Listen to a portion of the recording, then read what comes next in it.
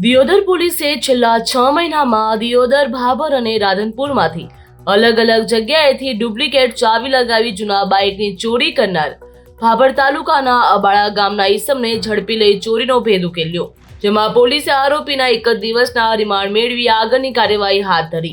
Deodar police મથક ખાતે Deodar ST bus સ્ટેશનમાંથી ધોળા દિવસે એક બાઇકની ઉઠાંતરી થવા પામી હતી, જેમાં પોલીસે બાઇક ચોરીની ફરિયાદ લઈ પોલીસે બાઇક ચોરીનો ભેદ ઉકેલવા માટે अलग अलग टीमों बनावी शोधखोळ करता दियोदर पोलीसे खानगी बातमीना आधारे भाभर तालुकाना अबाळा गामे रहता ठाकोर नरसिंह नागजी ठाकोरनी अटकायत करी पोलीस मथके लावी सघन पूछपरछ हाथ धरवामां आवी।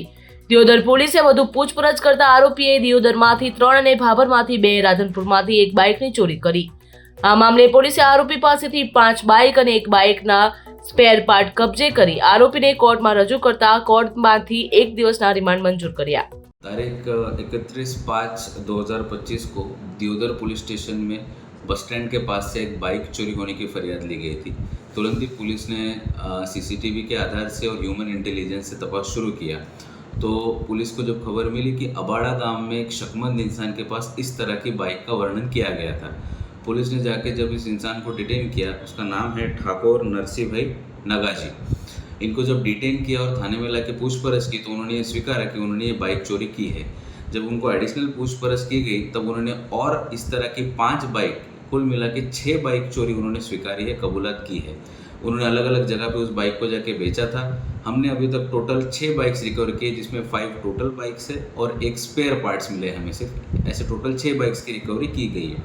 इस आरोपी की एमओ इस तरह से थी कि ऐसी वो कोई बाइक ढूंढते रहता था जो बाइक या तो बहुत पुरानी हो गई है या तो बाइक में चाबी लगी हुई किसी ओनर ने छोड़ के चला गया हो, और अगर बिल्कुल पुरानी बाइक है तो उसमें उसके पास एक डुप्लीकेट की गैरेज से होती थी बनवा के।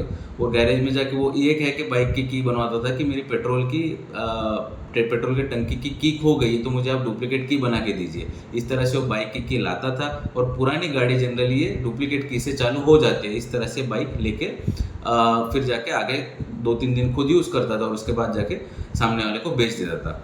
इस तरह से इस आरोपी को हमने अरेस्ट किया है और इसकी 1 दिन की रिमांड भी हमें दियोदर कोर्ट से मिल गई है। आगे का तपास दियोदर पुलिस स्टेशन कर रहा है। आरोपीनो इतिहास केवो छे?